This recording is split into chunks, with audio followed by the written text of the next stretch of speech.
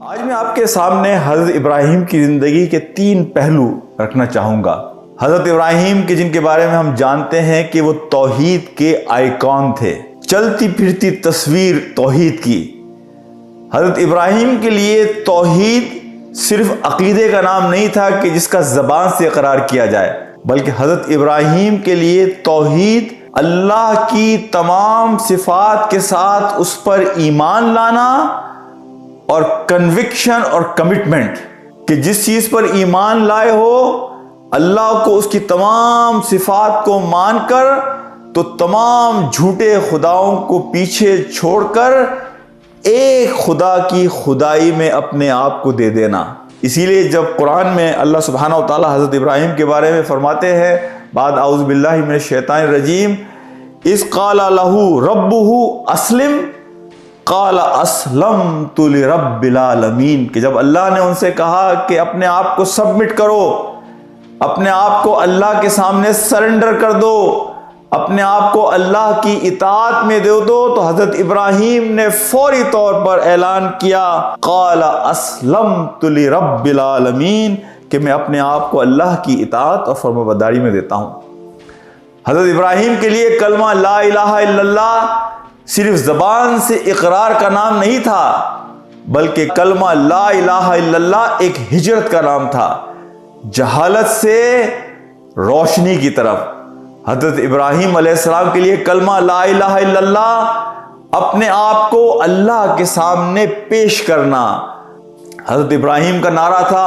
انا صلاتی و نسکی و محیای و مماتی اللہ رب العالمین، کہ ساری میری نمازیں، عبادتیں، قربانیاں سب اللہ رب العالمین کے لیے ہے۔ یہ توحید کے معنی تھے حضرت ابراہیم کے لیے۔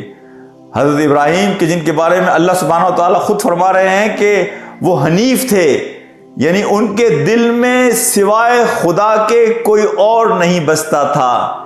ان الحکم الا للہ، جن کے لیے حکم صرف اللہ رب العالمین کا تھا۔ تو حضرت ابراہیم کی زندگی سے جو سب سے پہلا پیغام ہمیں ملتا ہے وہ یہ ہے کہ اللہ پر ایمان لاؤ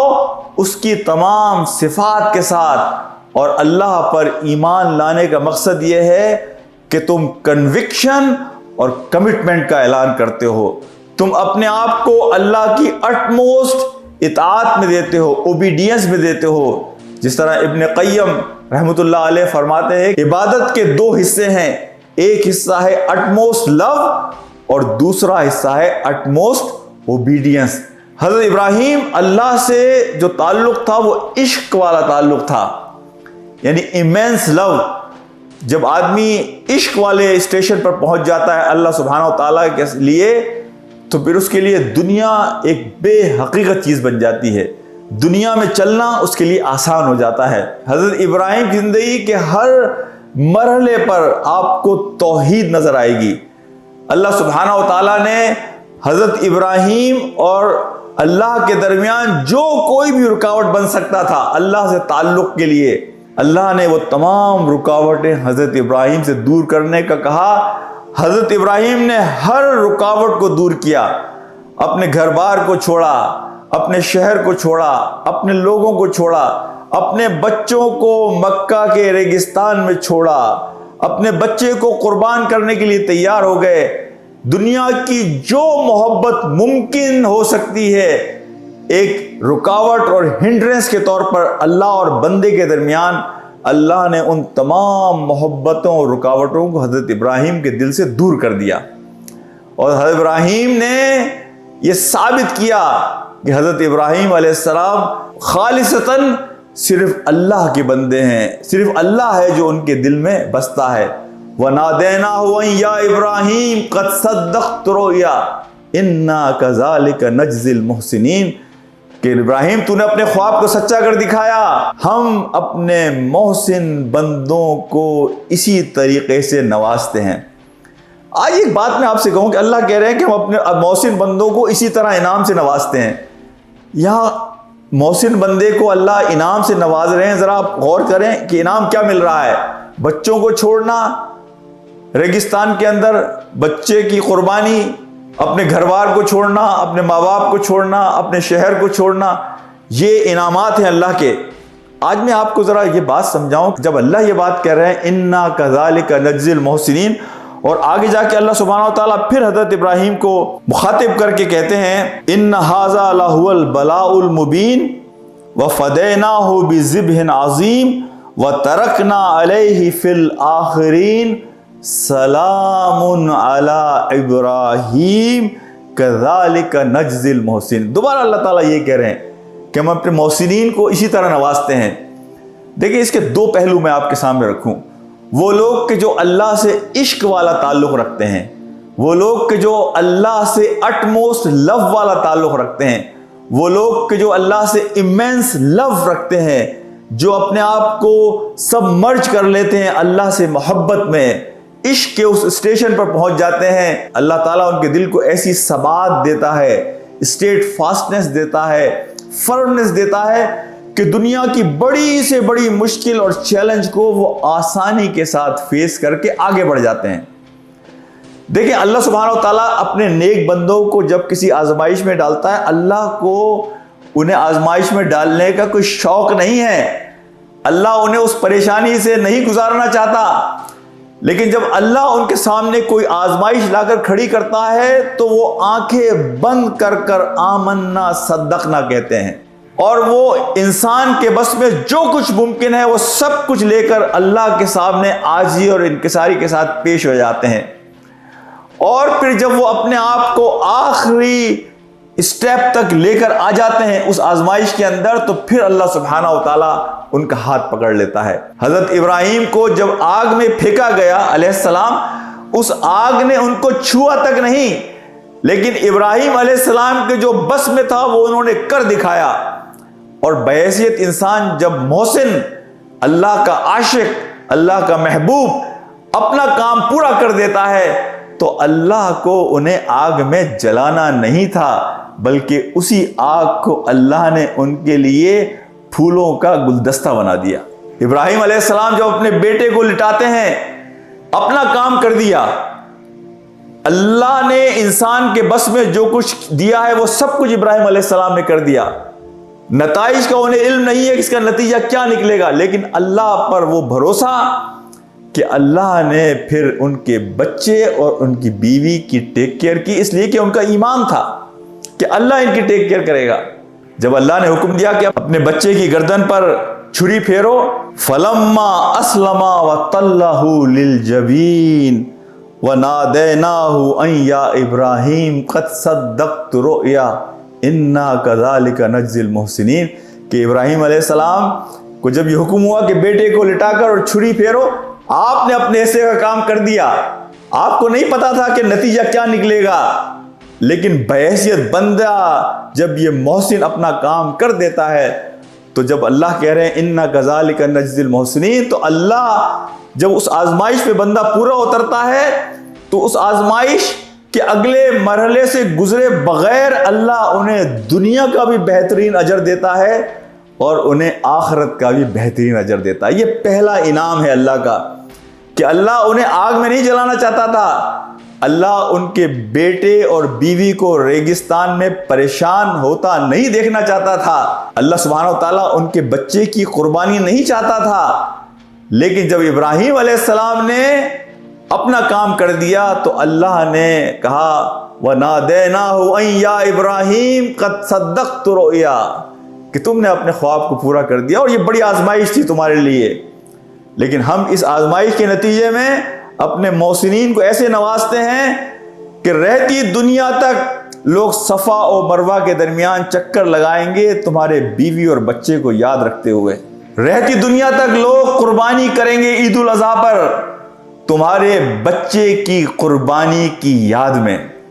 میرے بھائیوں دوستوں، حج تو حقیقت میں ہے ہی حضرت ابراہیم علیہ السلام کی یاد، مکہ تو پورا بھرا ہوا ہی حضرت ابراہیم کی یاد سے ہے اور ان کی نشانیوں سے ہے کہ اللہ سبحانہ و تعالیٰ اپنے محسنین کو اس طرح نوازتا ہے۔ دوسرا مقصد جب اللہ سبحانہ و تعالیٰ کہتے ہیں اِنَّا كَذَلِكَ نَجْزِي الْمُحْسِنِينَ، اس کا ایک اور مقصد یہ ہے کہ اللہ اپنے ان محسن بندوں کو وہ توکل دیتا ہے کہ وہ ان آنکھوں سے نہیں کہ جو آپ کے چہرے پر ہیں، بلکہ اپنے دل کی آنکھوں سے ان سین کو ایز اے سین دیکھتے ہیں. جو چیزیں نظر نہیں آتی وہ انہیں نظر آتی ہیں, غیب کی چیزیں انہیں نظر آتی ہیں. انہیں اللہ پر توکل ہوتا ہے, اس توکل کے نتیجے میں اللہ ان کے دل کو وہ آنکھیں دیتا ہے کہ جو انسین کو عین الیقین کے طور پر ایسے دیکھتے ہیں کہ جیسے بندہ اپنی آنکھوں کے سامنے دیکھ رہا ہے. تو یہ توکل ہے کہ جب ابراہیم علیہ السلام کو آگ میں پھینکا جا رہا ہے اور حضرت جبرائیل علیہ السلام آ کر ان کی مدد کرنے کی بات کرتے ہیں تو وہ کہتے ہیں نہیں, مجھے بھروسہ اللہ پر ہے, اللہ نے مجھے اس آزمائش میں ڈالا ہے اور وہ جانتا ہے کہ مجھے کیا چاہیے. جب اپنے بچے اور بیوی کو چھوڑ کے جا رہے ہیں مکہ اور حضرت ہاجرہ علیہ السلام ان سے پوچھتی ہیں کیا یہ اللہ کی مرضی ہے, اور آپ گردن ہلاتے ہیں, تو بس یہ بات ان کے لیے کافی ہوتی ہے. یا ایک اور چیز میں آپ کے سامنے حضرت ابراہیم علیہ السلام کی زندگی سے رکھنا چاہتا ہوں. دیکھیں اسے کہتے ہیں شیئرڈ ویژن, کہ حضرت ابراہیم علیہ السلام کا جو ایمان تھا, اللہ پر جو توکل تھا, توحید کی جو صورت حضرت ابراہیم علیہ السلام نے اختیار کی تھی کہ توحید ان کے جسم میں ایبزارب ہو گیا تھا, جذب ہو گیا تھا. حضرت ابراہیم کے ہر ایکشن اور عمل میں توحید جھلکتی تھی. حضرت ابراہیم کے لیے توحید میں کنوکشن اور کمٹمنٹ تھا.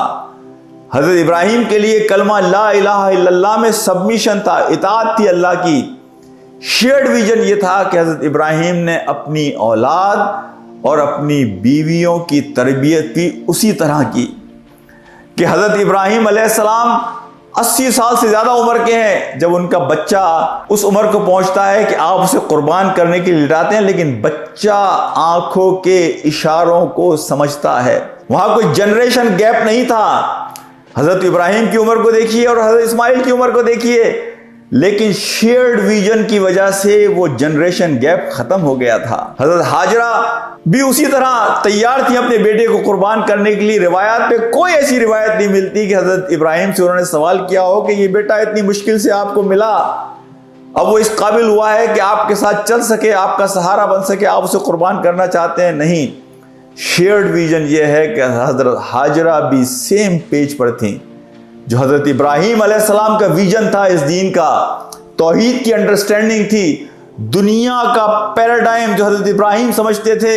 آپ کی اولاد بھی دنیا کو اسی اینگل سے دیکھتی تھی. توحید پر ان کا بھی اسی طرح ایمان اور یقین تھا. کلمہ لا الہ الا اللہ کا ان کی زندگیوں میں بھی یہی مطلب تھا کہ جھوٹے خداؤں کو چھوڑ کر اپنے آپ کو ایک خدا کی اطاعت میں دے دو. حضرت راغب اصفہانی رحمۃ اللہ علیہ فرماتے ہیں کہ یہ جو 3 دن ہیں قربانی کے, یہ اصل میں سیمینار ہے مسلمانوں کے لیے. یہ مسلمانوں کے لیے سیمینار ہے کہ اللہ کے راستے میں صرف یہ جانور ہی قربان نہیں کرنا ہے, بلکہ آپ جب کہتے ہیں انا صلاتی و نسکی و محیایا و مماتی اللہ رب العالمین, تو اس کا مطلب یہ ہے کہ اللہ کے راستے میں ہر قربانی کے لیے تیار ہوں. مجھے اپنی خواہشات کو قربان کرنا پڑے, مجھے اپنے رسم و رواج کو قربان کرنا پڑے, مجھے اپنی جان اور مال کو قربان کرنا پڑے, مجھے اپنی زندگی کی ترجیحات کو قربان کرنا پڑے, اللہ کی اطاعت میں بڑی سے بڑی قربانی کے لیے تیار ہوں. یہ تو ایک سمبولک ایکسپریشن ہے کہ میں جانور کو قربان کر کے ایک سمبولک ایکسپریشن دے رہا ہوں کہ میں سمعنا و اطعنا آمنا و صدقنا, کہ میں ہر چیز کو اللہ کے راستے میں قربان کرنے کے لیے تیار ہوں. اللہ ہمیں سمجھ کی توفیق عطا فرمائے. وآخر دعوانا ان الحمدللہ رب العالمین. السلام علیکم ورحمۃ اللہ وبرکاتہ.